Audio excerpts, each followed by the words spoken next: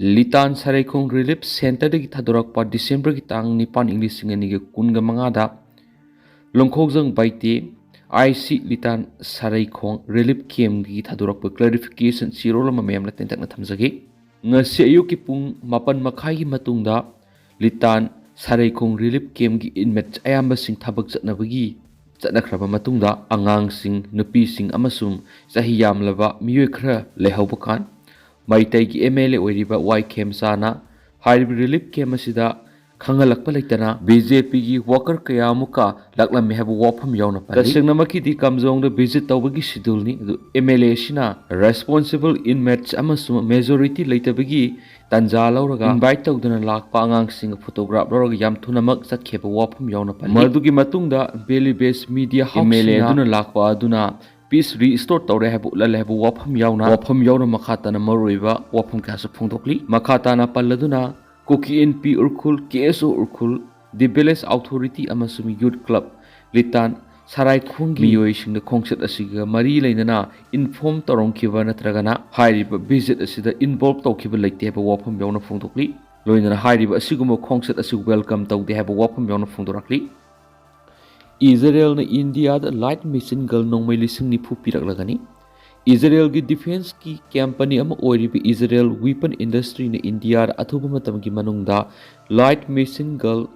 MMG nongmai lising ni phu rom pirak lagani haina agency ki paun hairi report asi ki matung in Israel na modern carbine nongmai sing pirak na ba India ga khuyak pina khre hairi hairi ba khulai sing asi India gi akhanaba lanmi sing sijina na bani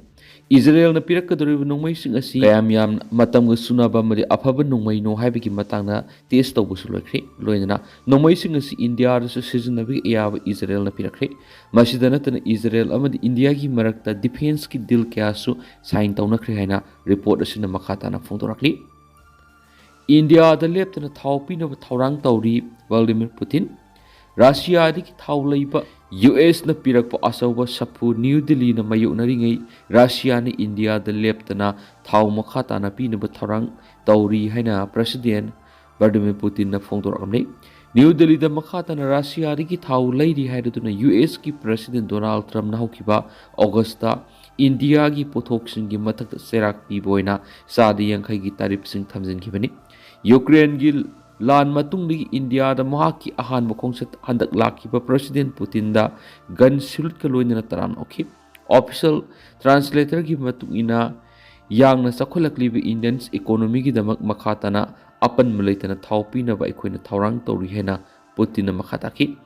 Ukraine lan hawkhiba matungdagi India na Russia gi sang naina leptana thawlaiduna lakhibani lan hawkhiba matungdagi Europe na Russia gi thawlaiba lepki madugi khudong sabadu India na okhanki Russia na English ngani ga kunga mari da India gi apunba quite all import sa da kuntraga taruk mangda discount oil barrel million 1.8 supply tokhena Putin na phongdoki Puxiel singna thabak tawrabadi lanjenari bising chaliba thasi gi manungda masa masa gi yumda hanjinba yai loken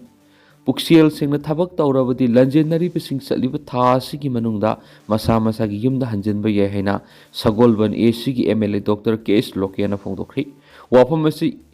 Youth Rights Know Your Future Safe Manipur Haibi Hiramda Sagolban AC da leiba nahasingi damak nomi goeba pangthokpa interaction program hawdokgi thoramda makna phongdokhibani Youth Net Sagolban silaga ngarang Kwakaithal soibam laikai da pangthokgiba thoram aduda Dr. Loken makhata na haikibada Manipur gi irang asi hek horakpadigi ngasi phawba kumai amagum thadoktuna lak thamli Politics ki wafam thadolaga state asigi amadi miyam gi damak thabak tawbigi tangai phatabale lanjenari bising na mayuknariba awasai thinga sik kayam kuina yengduna laikhibagani makhoi sing asina masa masagi yumda hanjinjaragi haibada tear cell kap amadi phu chaiduna tanbagi sathakiba thong sing aduna pia lenga asida miyamna thamgaduriba thajaba sikarino ngaji phawbada irang asigi waroi si leitaba maramna state asida sel thum yauna hiram kyara soli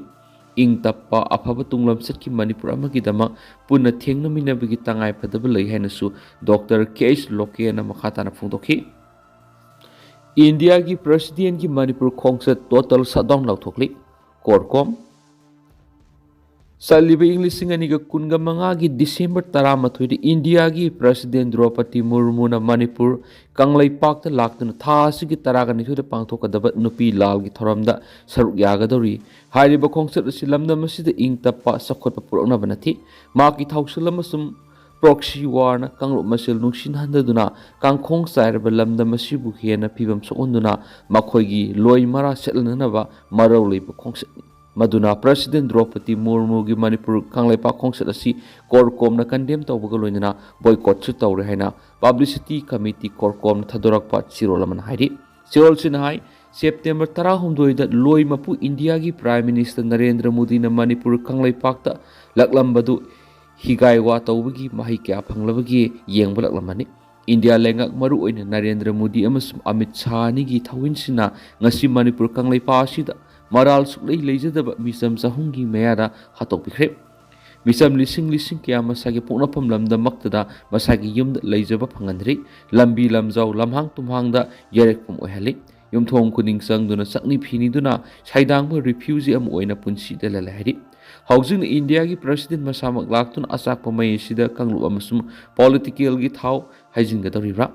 Manipur ꯀꯪꯂꯩꯄꯥꯛꯀꯤ ꯑꯄꯨꯟꯕ ꯁꯛꯇꯝ ꯑꯁꯤ ꯏꯟꯗꯤꯌꯥꯅ ꯀꯩꯗꯧꯅꯨꯡꯗ ꯄꯥꯝꯗꯦ꯫ ꯃꯅꯤꯄꯨꯔ ꯀꯪꯂꯩꯄꯥꯛ ꯃꯤꯌꯥꯝꯒꯤ ꯃꯤꯡꯗ, ꯂꯥꯏꯅꯤꯡꯒꯤ ꯃꯤꯡꯗ ꯁꯤꯡꯆꯞ ꯊꯥꯕꯗ ꯅꯠꯇꯅ ꯑꯁꯣꯛꯄ ꯃꯐꯝꯗ ꯃꯇꯝ ꯃꯇꯝꯒꯤ ꯊꯨꯝ ꯊꯥꯛꯆꯤꯟꯗꯨꯅ ꯊꯝꯂꯤ꯫ ꯑꯁꯨꯝꯅ ꯏꯟꯗꯤꯌꯥꯅ ꯃꯅꯤꯄꯨꯔ ꯀꯪꯂꯩꯄꯥꯛ ꯊꯨꯒꯥꯏꯅꯕ ꯍꯣꯠꯅꯕꯁꯤꯗ ꯄꯦꯟꯗ꯭ꯔꯗꯨꯅ ꯏꯟꯗꯤꯌꯥ ꯃꯁꯥꯅ ꯑꯇꯝꯅꯅ ꯃꯅꯤꯄꯨꯔ ꯀꯪꯂꯩꯄꯥꯛ ꯃꯨꯠꯊꯠꯅꯕ ꯍꯣꯠꯅꯔꯤ꯫ ꯃꯨꯠꯊꯠꯅꯕ ꯍꯣꯠꯅꯔꯤꯕ ꯑꯁꯤꯒꯤ ꯁꯔꯨꯛ ꯑꯃ ꯑꯣꯏꯅ ꯃꯃꯥꯡꯉꯩꯗ ꯄꯨꯌꯥ ꯃꯩ ꯊꯥꯈꯤꯕꯗꯨꯒꯨꯝꯅ ꯒ꯭ꯋꯥꯜꯇꯥꯕꯤꯗ ꯏꯟꯗꯤꯌꯥꯒꯤ ꯂꯥꯟꯃꯤꯅ ꯕꯁꯇ ꯃꯅꯤꯄꯨꯔ ꯀꯪꯂꯩꯄꯥꯛ ꯊꯥꯕ ꯋꯥꯍꯩ ꯃꯨꯠꯊꯠꯂꯤ꯫ ꯐꯨꯔꯨꯞ ꯑꯃꯁꯨꯡ ꯂꯥꯏꯅꯤꯡꯒꯤ ꯃꯤꯡꯗ ꯃꯅꯤꯄꯨꯔ ꯀꯪꯂꯩꯄꯥꯛꯀꯤ ꯂꯩꯉꯥꯛ ꯑꯦꯗꯃꯤꯅꯤꯁꯇ꯭ꯔꯦꯇꯤꯕ ꯌꯨꯅꯤꯠ ꯈꯥꯏꯗꯣꯛꯅꯕ ꯍꯣꯠꯅꯔꯤ꯫ ꯑꯗꯨꯒ ꯑꯐꯕ ꯁꯥꯗꯨꯅ ꯏꯟꯗꯤꯌꯥꯒꯤ ꯄ꯭ꯔꯁꯤꯗꯦꯟꯅ ꯁꯦꯡꯂꯕ ꯅꯨꯄꯤ ꯂꯥꯜꯒꯤ ꯊꯧꯔꯝꯗ ꯁꯔꯨꯛ ꯌꯥꯒꯅꯤ ꯍꯥꯏꯗꯨꯅ ꯂꯥꯛꯂꯤ꯫ ꯍꯧꯈꯤꯕ ꯏꯪ 1904 ꯑꯃꯁꯨꯡ ꯏꯪ 1938ꯗ ꯃꯅꯤꯄꯨꯔ ꯀꯪꯂꯩꯄꯥꯛꯀꯤ ꯏꯃꯥꯁꯤꯡꯅ ꯂꯣꯏ ꯃꯄꯨ ꯕ꯭ꯔꯤꯇꯤꯁꯀꯤ ꯃꯥꯌꯣꯛꯇ ꯊꯦꯡꯅꯔꯤꯕ ꯅꯨꯄꯤ ꯂꯥꯜ ꯑꯅꯤꯃꯛ ꯂꯝꯗꯝꯁꯤꯒꯤ ꯂꯩꯃꯥꯏꯗꯒꯤ ꯂꯣꯏꯂꯝ ꯃꯔꯨ ꯐꯨꯛꯇꯠꯇꯨꯅ ꯏꯔꯝꯗꯝ ꯃꯅꯤꯄꯨꯔ ꯀꯪꯂꯩꯄꯥꯛꯀꯤ ꯅꯤꯡꯇꯝꯕ ꯂꯩꯉꯥꯛ ꯈꯨꯟꯅꯥꯏ ꯂꯤꯡꯅꯕꯅꯤ꯫ ꯂꯥꯜ ꯑꯅꯤꯃꯛ ꯅꯤꯡꯇꯝꯕꯒꯤ ꯏꯈꯧ ꯂꯥꯡꯂꯕ ꯏꯃꯥꯁꯤꯡꯅ ꯃꯥꯏ ꯄꯥꯛꯈꯤ꯫ ꯂꯥꯜ ꯑꯅꯤꯃꯛ ꯃꯥꯂꯦꯝꯒꯤ ꯃꯤꯑꯣꯏꯕꯒꯤ ꯄꯨꯋꯥꯔꯤꯗ ꯑꯇꯥꯡꯕꯅꯤ꯫ ꯃꯅꯤꯄꯨꯔ ꯀꯪꯂꯩꯄꯥꯛꯇ ꯍꯧꯈꯤꯕ ꯆꯍꯤ ꯀꯌꯥꯒꯤ ꯃꯃꯥꯡꯗꯒꯤ ꯄꯥꯡꯊꯣꯛꯂꯤꯕ ꯅꯨꯄꯤ ꯂꯥꯜ ꯅꯤꯡꯁꯤꯡ ꯊꯧꯔꯝ ꯑꯁꯤꯗꯤ ꯂꯣꯏꯂꯝ ꯃꯔꯨ ꯐꯨꯛꯇꯨꯅ ꯏꯔꯩꯕꯥꯛꯀꯤ ꯅꯤꯡꯇꯝꯕ ꯍꯟꯖꯤꯟꯅꯕ ꯏꯃꯥꯁꯤꯡꯅ ꯃꯁꯥꯒꯤ ꯍꯛꯆꯥꯡꯗꯒꯤ ꯑꯉꯥꯡꯕ ꯏꯈꯦꯡ ꯆꯤꯟꯊꯗꯨꯅ ꯑꯃꯗꯤ ꯀꯩꯁꯨꯝꯁꯪꯒꯤ ꯑꯋꯥꯕ ꯈꯥꯡꯗꯨꯅ ꯆꯪꯁꯤꯟꯈꯤꯕ ꯏꯍꯧ ꯑꯗꯨꯕꯨ ꯅꯤꯡꯁꯤꯡꯕꯅꯤ꯫ ꯑꯗꯨꯕꯨ ꯍꯟꯗꯛ ꯂꯣꯏꯂꯝ ꯁꯟꯗꯣꯛꯄ ꯏꯟꯗꯤꯌꯥꯒꯤ ꯂꯨꯆꯤꯡ ꯄꯨꯔꯦꯜ ꯑꯣꯏꯔꯤꯕꯤ ꯄ꯭ꯔꯁꯤꯗꯦꯟ ꯗ꯭ꯔꯧꯄꯗꯤ ꯃꯨꯔꯃꯨꯅ ꯅꯨꯄꯤ ꯂꯥꯜꯒꯤ ꯊꯧꯔꯝ ꯁꯔꯨꯛ ꯌꯥꯒꯅꯤ ꯍꯥꯏꯔꯛꯄ ꯑꯁꯤ ꯑꯁꯦꯡꯕꯗꯤ ꯏꯟꯗꯤꯌꯥꯒꯤ ꯄ꯭ꯔꯁꯤꯗꯦꯟꯅ